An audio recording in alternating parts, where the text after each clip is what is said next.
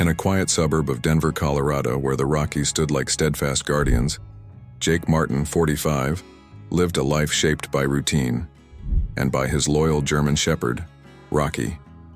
Their bond was not merely companionship but a lifeline, forged over 12 years of trials, joys, and quiet solidarity. Their story began on a cold November afternoon. Jake, then reeling from a bitter divorce, had walked into the local animal shelter seeking something he couldn't yet define.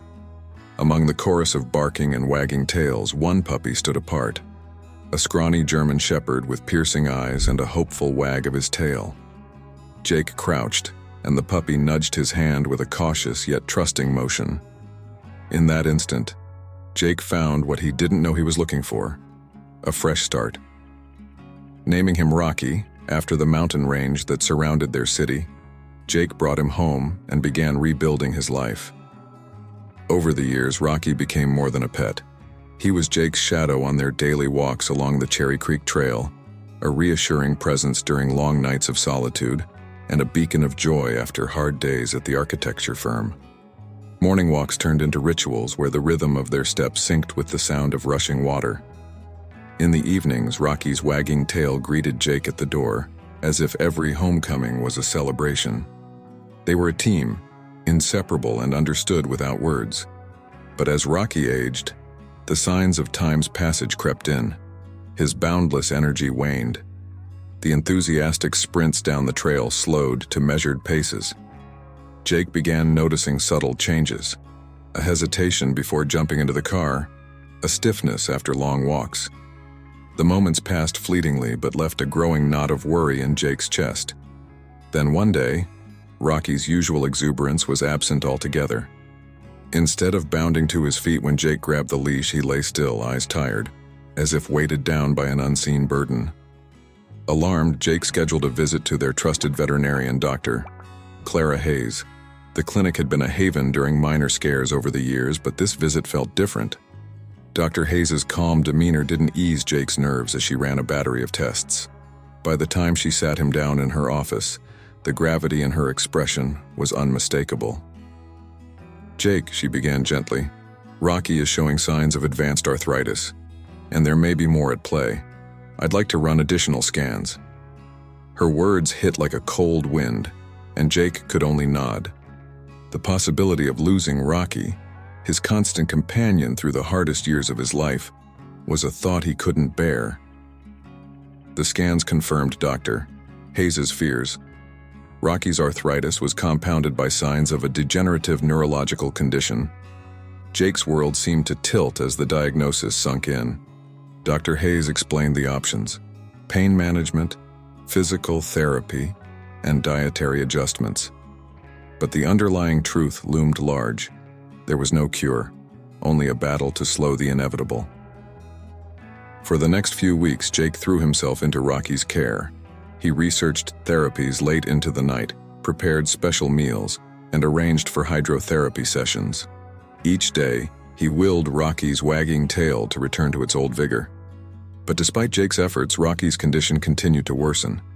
The once joyful walks dwindled to short outings, then to cautious trips to the backyard. Jake's heart ached as he watched his friends struggle to climb the stairs they'd once bounded up together. One cold morning, Jake found Rocky unable to stand.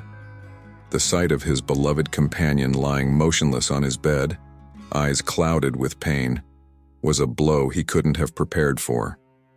Tears welled as he gently lifted Rocky, cradling him as they made their way to the clinic. The car ride was silent but heavy with unspoken fears.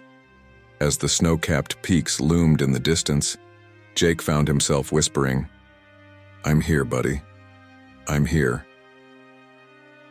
If you were in Jake's shoes, what would you do? Would you take Rocky to be euthanized to ease his suffering, or would you keep him close, showering him with love until his final breath? Let us know your thoughts in the comments below. And if this story resonates with you, don't forget to like and subscribe to support more heartfelt stories like this one. At the clinic, Dr. Hayes examined Rocky thoroughly, her hands careful and deliberate. When she finally spoke, her voice was soft but firm. "Jake, we need to have a difficult conversation about Rocky's quality of life." Jake's heart felt like it might shatter, but he nodded, signaling Dr. Hayes to continue. His condition is progressing and his pain is becoming harder to manage. You've done everything you can, but now it's about what's best for Rocky. Her words carried an unbearable weight. For days, Jake struggled to make a decision. Memories of their years together haunted him. Rocky, as a rambunctious puppy, their long walks, and even the quiet moments when they'd simply sit on the porch, watching the world go by. Letting go felt impossible, yet prolonging Rocky's suffering was equally unthinkable. Finally, he made the call. The appointment was set for a Friday morning, a day Jake dreaded more than anything he'd ever faced. The night before, he lay on the floor beside Rocky, stroking his fur and whispering stories of the adventures they'd shared. His tears fell freely, soaking into Rocky's coat, but he refused to move, knowing these were their final hours together. That morning, the world seemed cruelly bright. The sun shone brilliantly, reflecting off the snow that had blanketed everything the night before, turning the world outside into a dazzling white canvas. It was the Christmas season, a time meant for joy and togetherness, yet the heaviness in Jake's heart made the cheer around him feel distant and hollow. As he gently lifted Rocky into the car, every movement felt definitive, like the closing of a bittersweet chapter. The drive to the clinic was silent, the only sounds the soft hum of the engine and Jake's occasional sniffles breaking the stillness. Inside the clinic, the atmosphere was somber. Other pet owners seemed to sense the gravity of the moment and kept their distance.